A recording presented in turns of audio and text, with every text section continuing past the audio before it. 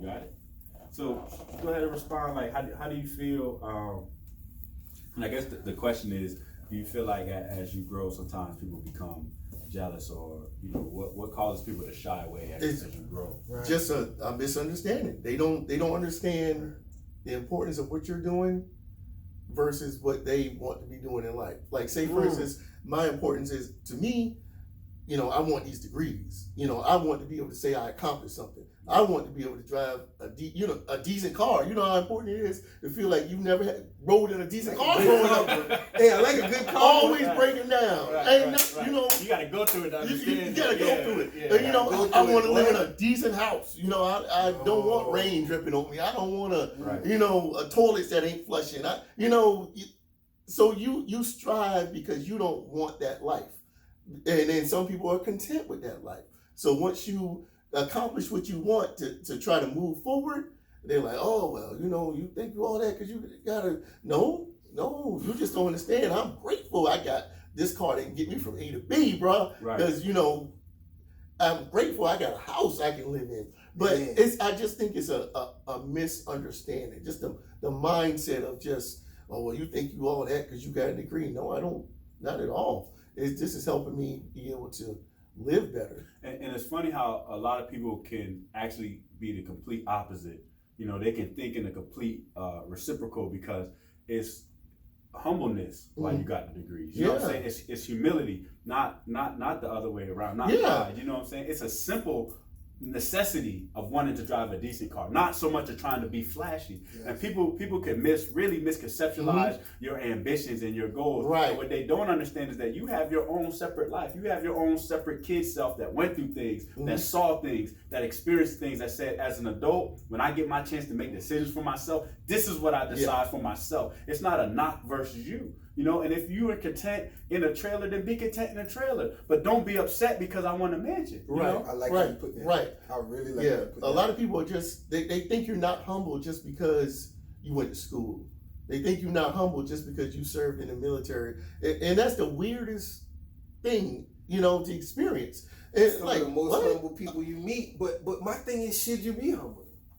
I mean, I go back and forth with that sometimes, because when I'm humble, they try me. Right. But they do. But when I come in that thing, like how I'm supposed to come in that thing, then there's a respect coming up. Right. You might not like me, but they respect me a different kind of way. So as a black man, bro, I feel like they make it to where we have to be humble. Or like how they did Cam Newton, man. I ain't jumping all the way off, but like the things they nailed Cam Newton for, any other quarterback could have gotten away with 100 times. So it's like, are we supposed to be humble? Is that even what we come from?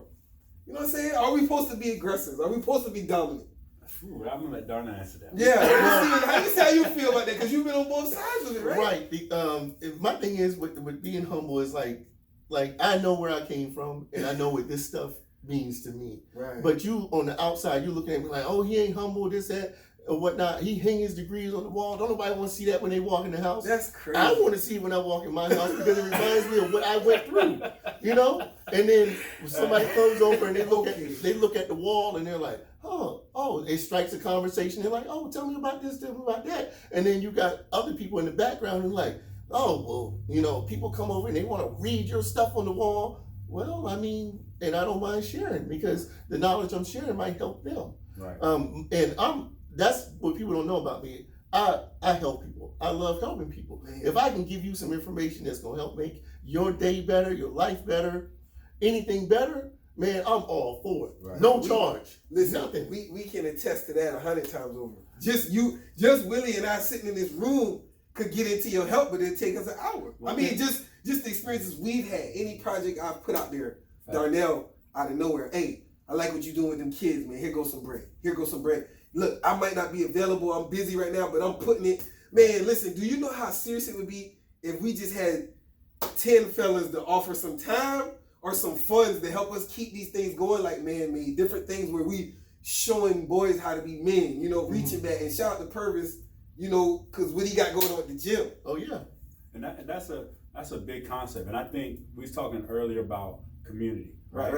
And I think one of the issues that we have in community is, and it's a dual-sided, and it's complicated, and y'all can speak on it. we have a problem with people not wanting to let those help. You know what I'm saying? You got the idea of parents who like don't tell me how to raise my kids and all that. Now I'm gonna play devil's advocate because I believe there was a time period back where community existed, but also I think the relevant factors were different. Meaning back in a time where we had to collaborate to work together, it was equal buy-in whether a problem existed or did not exist. Therefore, when something happened, you were able to say to that kid, well, come here, let me tighten you up. But you already were putting in, you already was connected. We live in an era now where government has kind of supplanted us as a community. You know, people more to look back on EBT or Section 8 to find their way through than to have to work with people in the, you know what I'm saying, to have to lean on independent. And that's a problem because now with all this interjections of policies, all this free lunch and free this and free that, we've become really in a mental state, we've become confused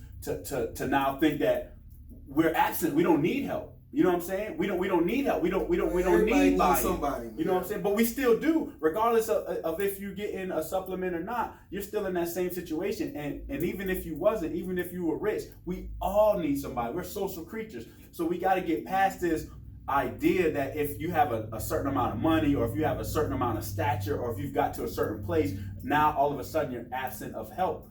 You know what I'm saying? Because who could survive without the help of God anyway? Like, which one of us would breathe? And you know what I'm saying? Let me ask you this, D. While we talking about help, what type of help did you have to help you get on up out of here? I mean, when you mentioned to us, you saw at a young age hanging out at the gym.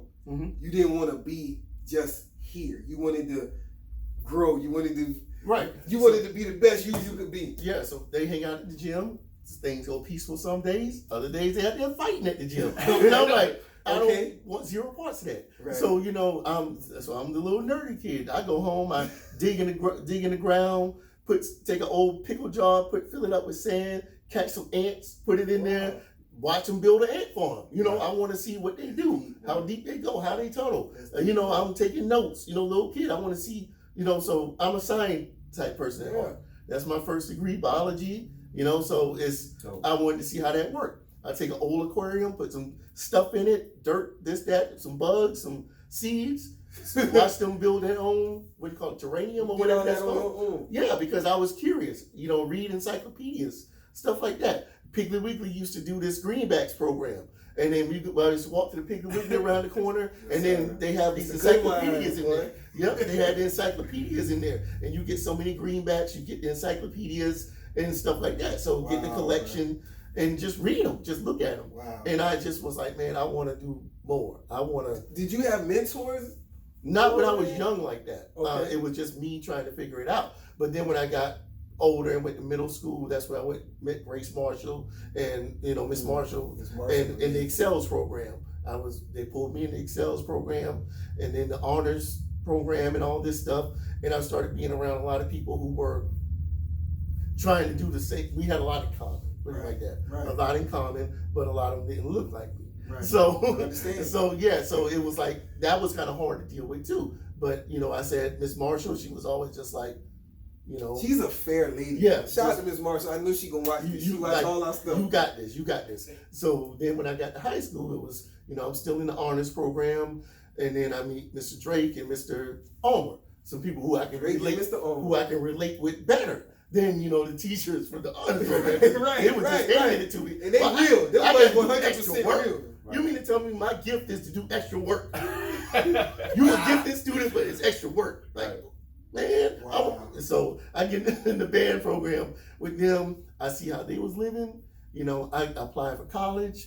I get into all these big name schools: Duke, North Carolina, you know, Georgetown, Florida State. But I didn't have the means to get there. And so Mr. Drake and Mr. Ulmer told me, they said, well, it's a school in Orangeburg called SC State. And that's where we went. And from there I applied, got a band scholarship, got an academic scholarship, basically went there for free, but at the same time continued to grind. And then at the same time, sometimes I needed help getting to and from school. And so Mr. Drake when they were taking his son Nate, sometimes I'd ride with them. Wow. Sometimes I catch the bus to Orangeburg. Come on, bro. I mean, did whatever I had to do. Good old Greyhound. Yep. Then the Buford Alumni Chapter.